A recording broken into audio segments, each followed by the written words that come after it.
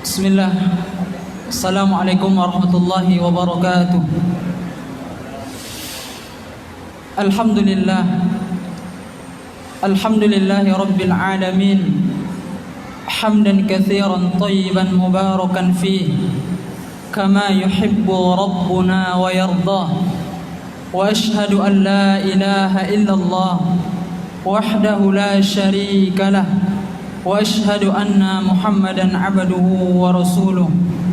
Allahumma salli alaihi wa ala alihi wa sahbihi wa man tabi'ahum bi ihsanin ila yaumiddin, amma ba'd. Kaum muslimin wal muslimat rahimani Allah wa iyyakum jami'an. Alhamdulillah, itulah ucapan yang paling pantas dilantunkan oleh lisan-lisan kita pada malam hari yang baik ini. Karena Allah Subhanahu wa ta'ala masih memberikan kepada kita karunia dan nikmatnya, sehingga kita masih bisa melakukan ibadah dan ketaatan kepada Allah Subhanahu wa ta'ala. Dan begitu banyak nikmat-nikmat dunia yang masih senantiasa Allah berikan kepada kita. Dan Rasulullah SAW katakan, ketika seorang hamba diberikan suatu kenikmatan dari kenikmatan-kenikmatan dunia, kemudian dia mampu mengucapkan alhamdulillah, maka dengan ucapan alhamdulillah yang dia ucapkan itu lebih baik dibandingkan dengan nikmat dunia yang Allah berikan kepadanya. Rasulullah SAW katakan di dalam sebuah hadis yang datang dari Ibnu Majah, Rasulullah bersabda, "Ma an'amallahu 'ala 'abdin bi ni'matin." Tidaklah Allah Subhanahu wa ta'ala memberikan kepada seorang hamba suatu kenikmatan dari kenikmatan dunia ini. Faqal, kemudian hamba tersebut mengucapkan alhamdulillah, maka Rasulullah mengatakan illa kana ma a'ta afdala mimma akhadha, melainkan apa yang dia ucapkan berupa ucapan alhamdulillah itu lebih baik dibandingkan dengan nikmat dunia yang Allah berikan kepadanya. Bayangkan ikhwan, ketika Allah berikan kepada kita nikmat sehat, Allah berikan kepada kita nikmat rezeki, kemudian lisan kita mampu mengucapkan alhamdulillah, maka ucapan alhamdulillah tersebut lebih baik di sisi Allah Subhanahu wa ta'ala dengan kenikmatan dunia yang Allah berikan kepada kita. Maka sudah sepantasnya kita di dalam hidup ini banyak memuji Allah tabaraka wa ta'ala. Banyak-banyak kita mengucapkan alhamdulillah ketika Allah Subhanahu wa ta'ala berikan kepada kita kenikmatan. Kemudian salawat dan salam mudah-mudahan senantiasa tercurahkan kepada Rasulullah sallallahu alaihi wasallam, kepada seorang nabi yang mulia yang kita mengharapkan syafaat beliau pada hari kiamat kelak. Mudah-mudahan dengan kita senantiasa istiqomah mengikuti ajaran Rasulullah sallallahu alaihi wasallam, kita mampu mengamalkan ajaran Rasulullah sallallahu alaihi wasallam di akhir zaman ini. Kita termasuk orang-orang yang bisa mendapatkan syafaat beliau kelak pada hari kiamat. Amin amin ya rabbal alamin. Kaum muslimin wal muslimat rahimani Allah wa iyyakum jami'a. Malam ini kembali Allah Subhanahu wa ta'ala kumpulkan kita di dalam majelis ilmu yang tentunya kita mengharap hadirnya kita di majelis ilmu pada malam hari yang baik ini semua bernilai pahala di sisi Allah Subhanahu wa ta'ala. Mulai kita berangkat dari rumah masing-masing menuju masjid yang mudah-mudahan diberkahi oleh Allah Subhanahu wa ta'ala ini, kita mengharapkan ganjaran dari Allah Subhanahu wa ta'ala. Dan tentunya kita akan mendapatkan keutamaan orang-orang yang hadir di majelis ilmu, terutama di rumahnya Allah Subhanahu wa ta'ala, dengan kita senantiasa mengikhlaskan niat kita semata-mata hanya mengharapkan pahala dari Allah Subhanahu wa ta'ala. Kalau tidak, kita hanya mendapatkan rasa capek dan letih saja. Maka masih ada kesempatan bagi kita, mungkin tadi niat dia dari rumah tidak sepenuhnya hadir di majelis ilmu untuk mengharapkan pahala dari Allah Subhanahu wa ta'ala. Maka dari sekarang dia ubah niat tersebut, dia jadikan niat tersebut semata-mata hanya ingin mendapatkan pahala dari Allah Subhanahu wa ta'ala. Kaum muslimin wal muslimat rahimani Allah wa iyyakum jami'a. Kita melanjutkan kembali pembahasan kita tentang Syarhu al-adabil asyarah, pembahasan tentang 10 adab yang sangat penting untuk dipahami oleh seorang muslim di dalam hidupnya. Karena 10 adab ini merupakan adab atau akhlak yang sering kita lalui di dalam kehidupan kita. Makanya dijelaskan oleh pengarang kitab ini dengan judul Syarhu Al-Adabil Asyara, penjelasan tentang 10 adab yang menunjukkan tentang agungnya adab ini. Karena memang ketika kita mempelajari isi dari kitab ini, hampir semua adab tersebut sering kita lalui di dalam kehidupan kita. Dan 2 minggu yang lalu kita sudah membahas beberapa adab dari 10 adab tersebut. Dan malam ini kita akan melanjutkan pada adab yang keempat. Qala al-musannifu wa waffaqallahu ta'ala. Berkata pengarang kitab di dalam kitabnya Ar-Rabi', adab yang keempat. Karena 2 minggu yang lalu kita sudah mempelajari adab yang pertama, kedua dan ketiga. Dan malam ini kita masuk pada adab yang keempat. Beliau hafizahullah mengatakan, Ar-Rabi' takallam bi thayyibil qaul fi khairin. Jadi adab yang keempat ini adalah menjelaskan kepada kita tentang adab-adab ketika kita berbicara dengan orang lain. Walaupun nanti yang dikatakan hanya satu saja, adab keempat. Namun kandungan dari adab keempat ini begitu banyak.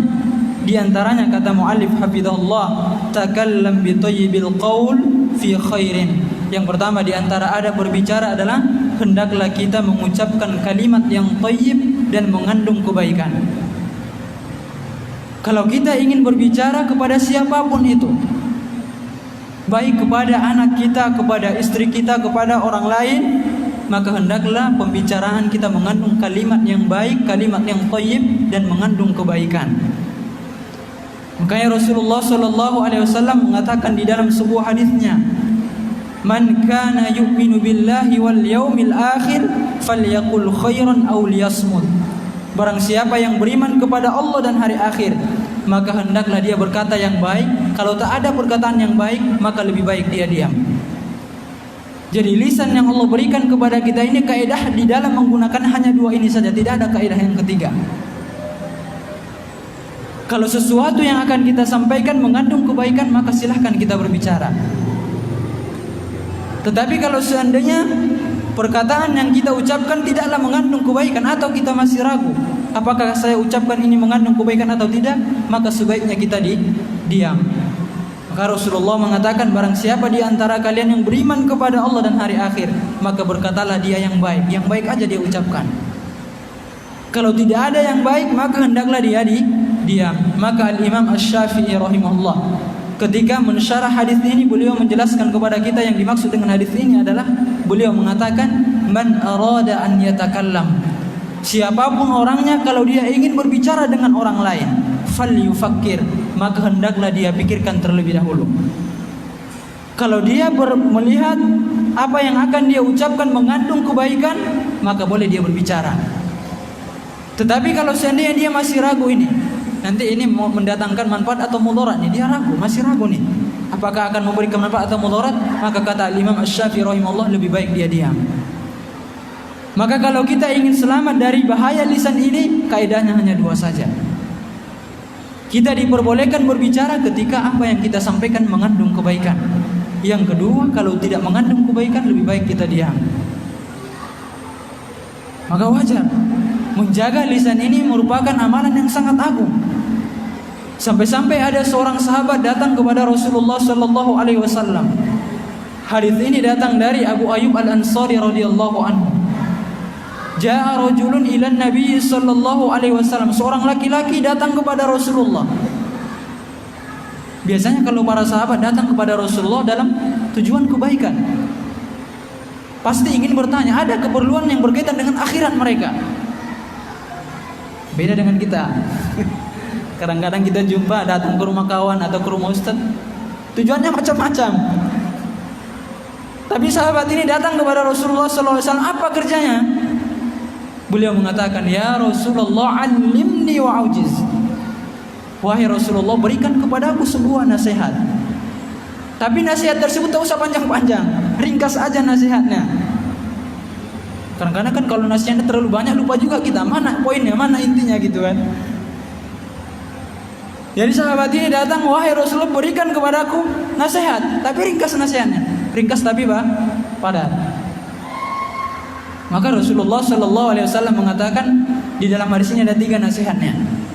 Rasulullah mengatakan, "Idza qumta fi sholati," kalau engkau melakukan salat, fasolli solata muwaddi'in, jadikanlah salat tersebut adalah salat terakhirmu di muka bumi ini. Ini nasihat yang pertama. Kalau engkau melakukan salat, maka jadikanlah salat tersebut salat terakhirmu di muka bumi ini. Kenapa? Kalau kita beranggapan salat ini adalah salat terakhir, pasti kita khusyuk.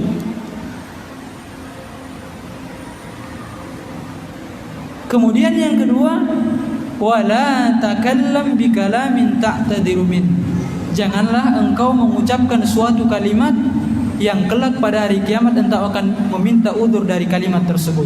Maksudnya adalah hendaklah kita menjaga lisan kita. Kemudian yang ketiga, wa ajmi'il ya'sa fi ma'aidin nas. Dan jangan pernah berharap dengan apa yang ada di tangan makhluk. Maka di antara wasiat yang sangat agung disampaikan Rasul di dalam hadis yang kita bacakan tadi, ketika seorang sahabat datang kepada Rasulullah, "Wahai Rasul, ajarilah aku, berikanlah kepadaku nasihat." Maka di antaranya adalah hendaklah sahabat ini diperintahkan Rasulullah untuk menjaga lisannya. Kenapa? Kenapa demikian kaum muslimin wal muslimat rahimani Allah wa iyyakum jami'an? Iya, karena dosa yang paling banyak dilakukan oleh manusia disebabkan karena lisannya. Dosa yang paling banyak dilakukan oleh manusia penyebabnya apa? Karena lisannya. Makanya Rasulullah Shallallahu Alaihi Wasallam mengatakan, "Aktsaru khotoya ibnu Adam lisan." Kebanyakan dosa yang dilakukan manusia karena lisannya. Di antara dosa yang datang dari lisan misalnya dia menipu, dusta, menggibah, apalagi? Menggibah ini yang sulit. Berdusta dan lain-lain sebagainya. Banyak dosa yang disebabkan oleh lisan kita. Maka sudah semestinya kita menjaga lisan kita ini. Senantiasa kita mengingat sabda Rasulullah SAW yang kita bacakan di awal tadi. Barang siapa yang beriman kepada Allah dan hari akhir, di antaranya adalah hendaklah dia berkata yang baik atau dia diam. Kita kadang-kadang ucapan kita banyak tidak mengandung manfaatnya. Cerita-cerita aja satu hari tidak mengandung manfaat. Bahkan terkadang mengandung dosa.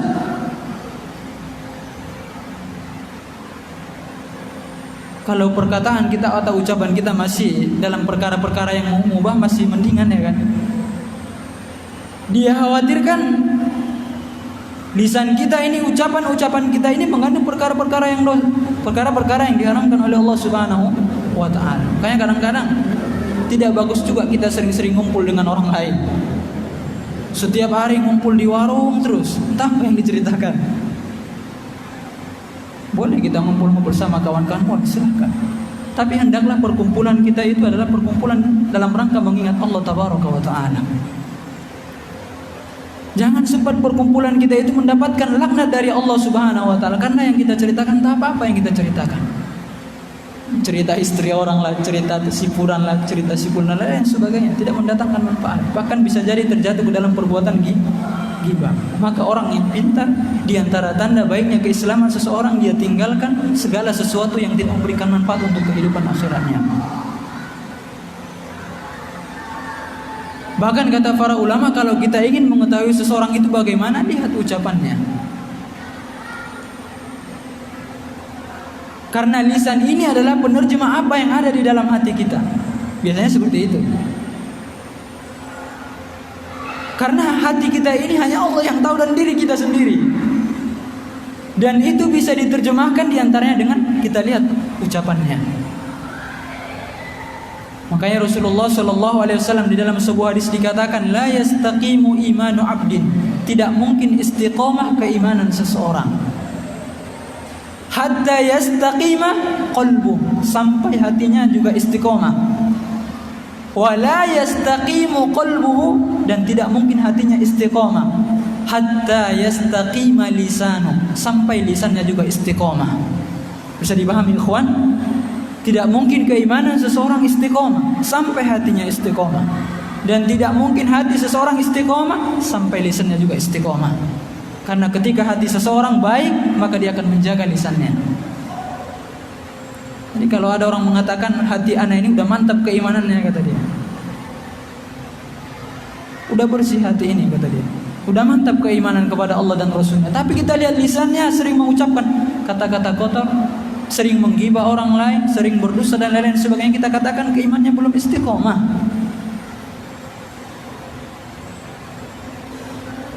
Maka hati-hati ikhwan. Lisan ini adalah penerjemah apa yang ada di dalam hati kita. Kalau seandainya keimanannya bagus, pasti dia menjaga lisannya. Jadi kalau kita lihat kerjanya berdusta aja, kerjanya menggibah aja, itu tandanya keimanannya tidak bagus itu. Maka hendaklah kita senantiasa bertakwa kepada Allah Subhanahu wa taala untuk senantiasa berbicara yang baik. Jadi ini adab yang pertama ikhwan, ketika kita berbicara hendaklah berbicara yang baik. Kenapa harus berbicara yang baik? Karena setiap yang keluar dari lisan kita ini dicatat oleh malaikat.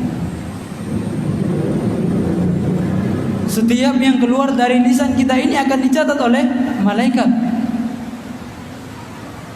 Bahkan Allah Subhanahu wa taala mengatakan ma yalfidhu min qaulin illa ladayhi raqibun atid. Wallah, ayat ini sering kita mendengarkannya di dalam kajian-kajian. Mungkin sebagian antum hafal dengan ayat ini. Allah mengatakan tidak ada satu kalimat pun yang keluar dari lisan kita melainkan ada malaikat yang senantiasa hadir dan mengawasinya. Bayangkan sama antum. Kata para ulama bukan hanya perkata yang halal dan yang haram saja dicatat, bahkan perkataan yang makruh yang mubah juga semua dicatat oleh para malaikat. Ketika kita mengucap berkata-kata yang makruh yang mubah dicatat juga oleh malaikat.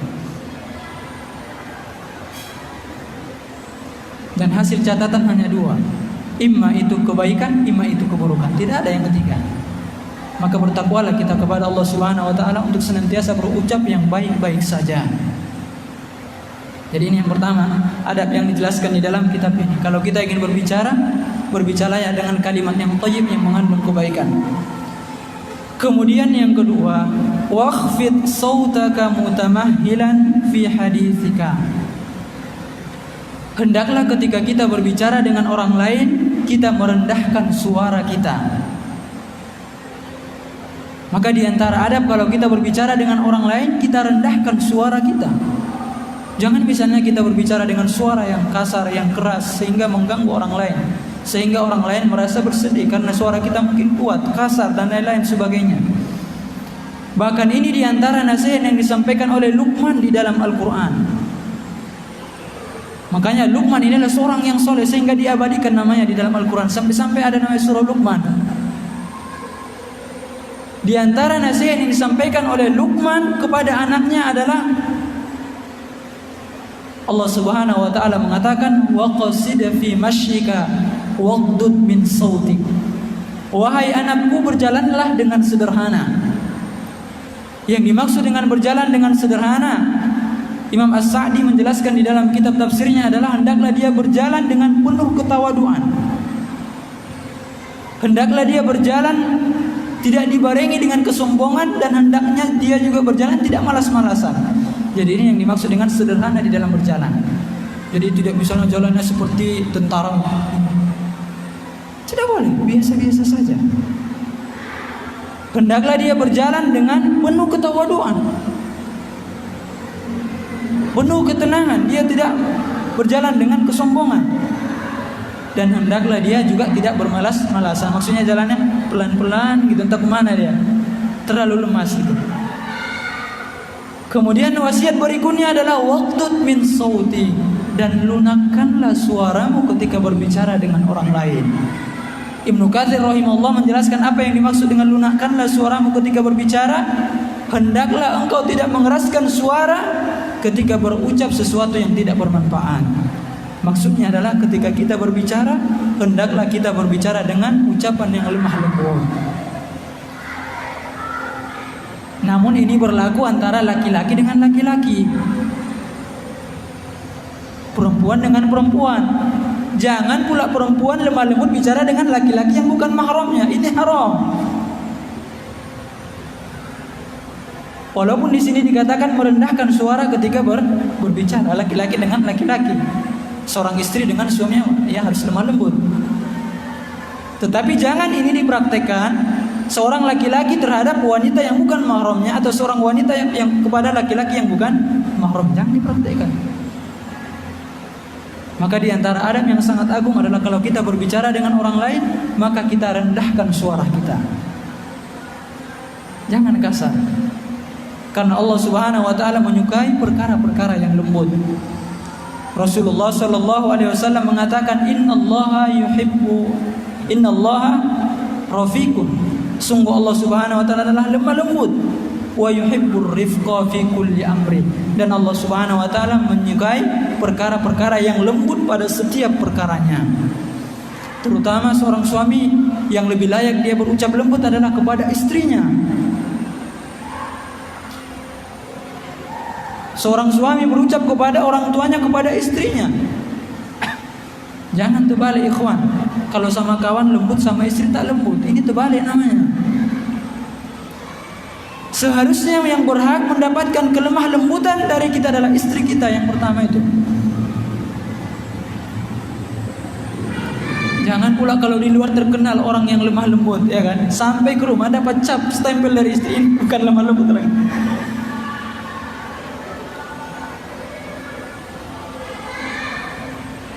Dan terkadang kita sebagai suami, Anda juga yang di depan nih, kadang-kadang kita ngomong sama istri itu seenaknya aja, karena kita merasa kita pemimpin gitu kan. Kalau sama orang lain, subhanallah, begitu lemah lembutnya dia berbicara, tetapi kepada istri begitu kasarnya. Terbalik yang seperti ini. Seharusnya kita lemah lembut lagi berbicara kepada istri kita. Namun secara umum kita diperintahkan untuk lemah lembut ketika berbicara kepada orang lain. Ikhwati fiddin rahimani Allahu wa iyyakum jami'a. Jadi ini adab yang kedua. Makanya tadi Anda jelaskan, dikatakan di sini adab yang keempat, tapi poinnya banyak sekali. Jadi hendaklah kita lemah lembut ketika berbicara, merendahkan suara. Kemudian yang berikutnya adalah mutamahhilan fi haditsika. Hendaklah ketika kita berbicara dengan orang lain pelan-pelan, jangan tergesa-gesa. Tapi terkadang memang ini masing-masing orang beda-beda. Ada sebagian kita dia itu memang bawaannya kalau bicara cepat-cepat aja. Kadang-kadang tak paham kita apa yang dia ucapkan. Tapi hukum asalnya ketika kita berbicara hendaklah kita pelan-pelan. Ketika kita berbicara harus pelan-pelan. Dan inilah yang dicontohkan oleh Rasulullah sallallahu alaihi wasallam. Aisyah radhiyallahu anha mengatakan, kana Rasulullah sallallahu alaihi wasallam yuhadditsu, kana yuhadditsu. Apabila Rasulullah sallallahu alaihi wasallam bercerita, apabila Rasulullah sallallahu alaihi wasallam berkata, maka beliau berkata kalau seandainya ada orang yang menghitungnya, maka orang tersebut bisa menghitung ucapan Rasulullah. Maksudnya apa? Karena pelan-pelannya Rasulullah berucap, kalau seandainya ada yang menghitung, tahu dia berapa kalimat yang diucapkan oleh Rasulullah. Orang lain bingung, tak paham jadinya. Aisyah mengatakan kebiasaan Rasul kalau berbicara, kalau ada yang menghitung, bisa dihitung kalimat yang disampaikan oleh Rasulullah sallallahu alaihi wasallam. Maksudnya apa? Rasulullah bercerita dulu, selesai dulu, baru lanjutkan lagi cerita berikutnya. Seperti itu. Jangan misalnya dia cerita, belum selesai ceritanya, pindah ke cerita lain, pindah ke cerita lain lagi. Orang bingung. Maka disunahkan ketika kita berbicara pelan-pelan. Bahkan Rasulullah sallallahu alaihi wasallam juga diantara sifatnya, Aisyah mengatakan kana yarsrudu. Rasulullah sallallahu alaihi wasallam kalau berbicara dia tidak cepat-cepat, dia tidak keceplosan, tetapi Rasulullah sallallahu alaihi wasallam berbicara dengan kalimat yang mudah dipahami oleh orang lain, dan sampai-sampai orang lain bisa menghafal apa yang disampaikan oleh Rasulullah. Jadi kalau kita ingin berbicara dengan orang lainnya pelan-pelan, santai kita ngomong. Karena ini diantara adab kita terhadap orang lain, ikhwan. Kalau kita berbicara pelan-pelan, lemah lembut, pelan-pelan, sehingga orang lain bisa memahami apa yang kita sampaikan. Jadi Ustaz, ana memang udah bawaannya udah seperti itu, gimana itu Ustaz? Nah, ini masalah juga nih. Jadi kalau dia merasa Kalau dia cerita cepat-cepat, dia melatih dirinya untuk lebih pelan-pelan lagi. Ana pandai ngomong aja ini. Ana pun kadang-kadang cepat-cepat juga menyampaikan ceramah ke antum. Ini harus dilatih. Kemudian wa ansit liman kallamaka. Kemudian adab yang ketiga adalah kalau ada orang yang berbicara, dengarkan dia. Jangan misalnya kawan kita berbicara dia sibuk buka HP. Ini tidak ada. Atau kawannya berbicara dia sibuk entah kemana-mana pandangannya. Di antara adab adalah kalau kita berbicara dengan orang lain atau saudara kita berbicara dengan kita, maka kita fokus mendengarkannya. Dan di zaman sekarang ini sering. Bahkan sebagian orang mengatakan memutuskan yang dekat menyambung yang jauh. Sampai-sampai ada ungkapan seperti itu. Kenapa bisa demikian? Terkadang di satu majelis mereka berdekat-dekatan, tetapi yang lain, yang satu sibuk dengan HP, yang satu sibuk dengan HP-nya, sehingga dia menyambung yang jauh, yang dekat diputus. Maka di antara adab kalau ada orang lain berbicara, dengarkan dengan sebenar-benar pendengaran. Dan inilah yang dicontohkan oleh seorang sahabat yang bernama Atha bin Abi Rabah. Beliau mengatakan, innar rajula la yuhaddithuni bihaditsin. Sungguh ada seorang laki-laki yang dia menceritakan kepadaku tentang sebuah cerita. Kemudian beliau mengatakan, ka'anni fa'ansitu lahu ka'anni lam asma'ahu. Maka saya mendengarkan dia, benar-benar mendengarkannya, seolah-olah ucapan dia itu belum pernah saya dengar. Bayangkan sama antum ikhwan, seolah-olah apa yang dia sampaikan, apa yang dia ceritakan belum pernah saya dengar. Kemudian beliau mengatakan, wa qad alimtu qabla yulad. Padahal aku sudah tahu sebelum dia dilahirkan, saya sudah tahu tentang ilmu tersebut. Bayangkan ikhwan, beginilah adab yang dicontohkan oleh para ulama. Beliau mengatakan, kalau ada orang yang bercerita kepadaku, maka saya akan fokuskan perhatian terhadap dia. Saya akan dengarkan dia, seolah-olah saya tidak pernah mendengar apa yang dia ucapkan. Padahal sebelum dia lahir saya sudah tahu apa yang disampaikan. Begitu tingginya adab para ulama. Padahal yang dia ucapkan itu sebelum dia sudah duluan tahu. Tapi ini dalam rangka adab ketika mendengar orang lain berbicara. Itu apa-apa. Kadang-kadang ada kawan kita sifat dia itu mengulang-ulang cerita. Ya kan? Nanti jumpa cerita itu lagi dia. Jumpa lagi besok, itu juga yang diceritakan. Ya, sabar aja, dengarkan aja. Karena ini diantara adab ketika kita mendengarkan orang lain berbicara ikhwan. Ya kalau seandainya kita terpaksa buka HP misalnya di hadapan saudara kita, minta izin, akhi, apa ana balas ya dulu. Afwan akhi, ada sesuatu yang penting yang harus ana balas, yang ana harus jawab, yang harus ana buka dan lain sebagainya. Jelaskan kepada dia. Kalau kita tidak jelaskan kepada dia, dia khawatirkan dia apa? Sedih dia ikhwan. Dia masih ingin berbicara, kemudian kita sibuk dengan HP kita. Ini diantara adab ikhwan ketika kita berbicara dengan orang lain, ketika kita mendengarkan orang lain berbicara, dengarkanlah dia. Bukan hanya sekedar mendengar, namun kita memang betul-betul mendengar. Kita arahkan pikiran kita kepadanya. Muqbilan alaihi. Kemudian adab berikutnya adalah kita hadapkan wajah kita kepadanya. Kalau ada orang yang cerita, jangan misalnya dia udah menatap wajah antum entah kemana-mana pandangan antum. Ini bukanlah adab yang baik. Misalnya kawannya berbicara sebelah samping, dia hadap ke sana misalnya. Hadapkan wajah kita kepada orang yang berbicara. Karena ini diantara adab ikhwan. Bahkan ini lebih ditekankan ketika khutbah Jumat. Ketika khatib menyampaikan khutbahnya, hadapkan wajah kita ke khatib yang sedang berkhutbah. Jangan ngangguk-ngangguk, rupanya tidur dia.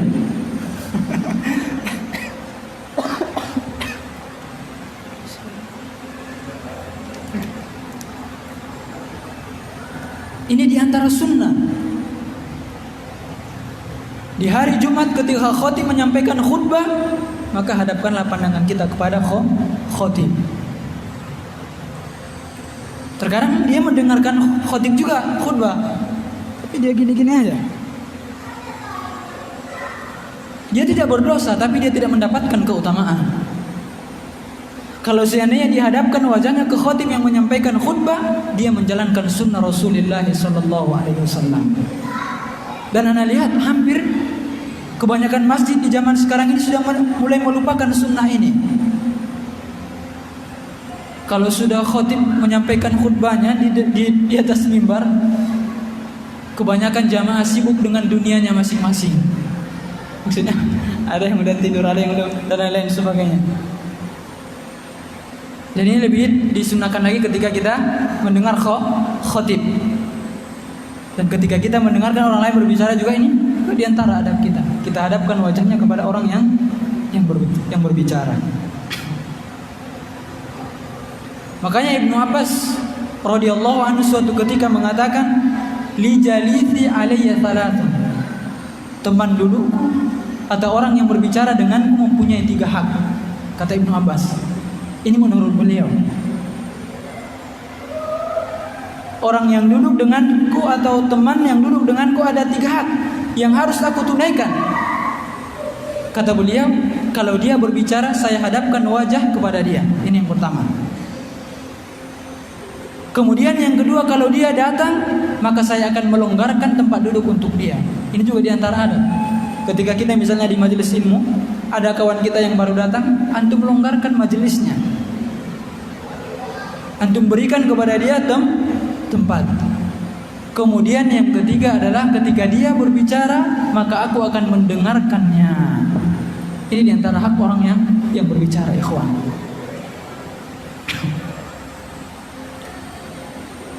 Kaum muslimin wal muslimat rahimani Allah wa iyyakum jami'an. Kemudian adab yang berikutnya adalah ketika kita berbicara dengan orang lain, wala tuqati'hu. Yang dimaksud dengan wala tuqati'hu adalah jangan kita memutus pembicaraan orang lain sedangkan dia belum selesai bicara. Dan di zaman sekarang banyak manusia yang seperti ini. Dia merasa lebih pintar, merasa lebih paten. Kawannya belum cerita, belum selesai cerita sudah dipotong sama dia. Ini bukanlah termasuk adab yang baik. Adab kita ketika berbicara dengan orang lain, ketika dia cerita, ya udah selesaikan dulu cerita kawan kita, baru kita yang cerita.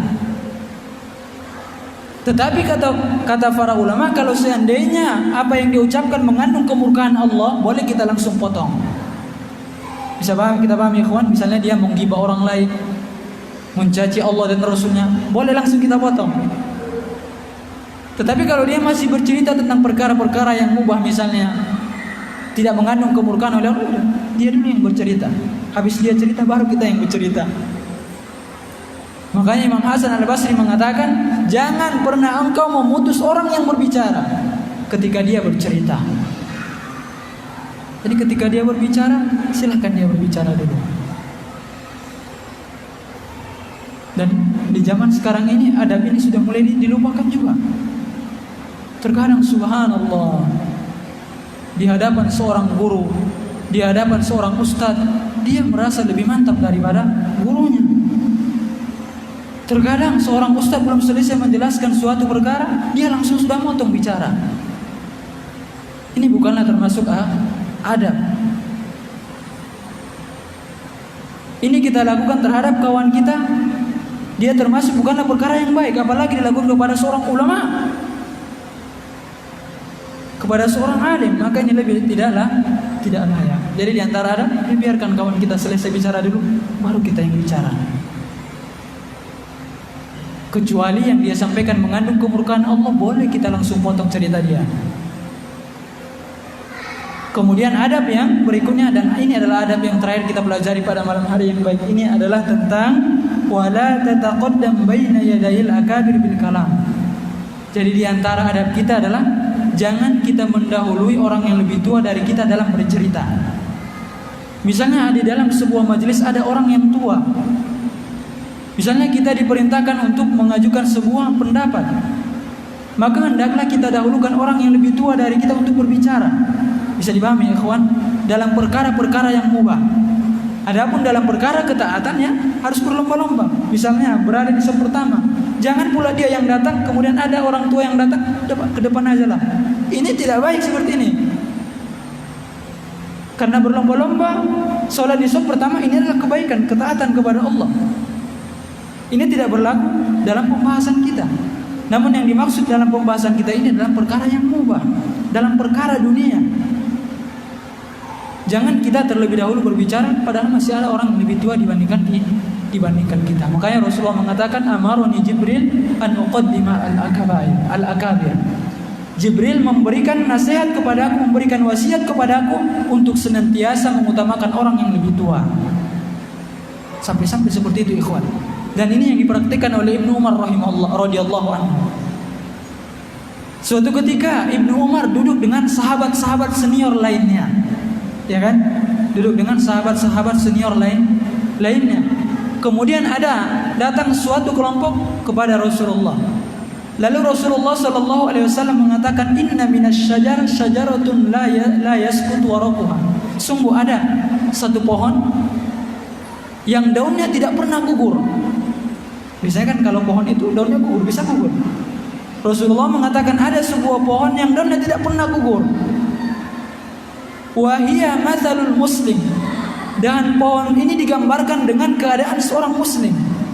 Maka Rasulullah mengatakan, siapa di antara kalian yang mau tahu pohon apa itu? Ibnu Umar di dalam hatinya dia tahu jawabannya adalah pohon kurma. Ya kan? Tapi dia lihat Abu Bakar ada di situ. Umar bin Khattab ada di situ, sehingga dia tidak menjawab, dia tidak berbicara. Kemudian karena tidak ada sahabat yang berbicara di majelis tersebut, maka Rasulullah mengatakan hiyan nakhlah. Yang dimaksud adalah pohon kurma. Kita lihat ikhwan, bagaimana adab Ibnu Umar. Padahal dia tahu jawabannya. Tetapi karena dia lihat ada orang yang lebih tua, ada Abu Bakar yang lebih senior dari dia, ada Umar bin Khattab yang lebih senior dari dia, dia diam. Padahal terbetik di dalam hatinya jawabannya adalah kurma. Masya Allah. Rasulullah memberikan perumpamaan seorang muslim itu dengan pohon kurma. Habis waktunya. Demikian ikhwan, pembahasan kita pada malam hari yang baik ini. Mudah-mudahan adab yang keempat ini bisa kita praktekkan di dalam kehidupan kita sehari-hari. Dan secara umum pembahasan kita ini berkaitan dengan adab kita ketika berbicara. InsyaAllah pada sholat isya seperti biasa kita lanjutkan dengan sesi tanya jawab. Mudah-mudahan hadirnya kita pada malam hari ini di majelis ilmu mendapatkan keberkahan dari Allah Subhanahu wa ta'ala. Subhanakallahumma wa bihamdika asyhadu an la ilaha illa anta astaghfiruka wa atubu ilaik. Assalamualaikum warahmatullahi wabarakatuh.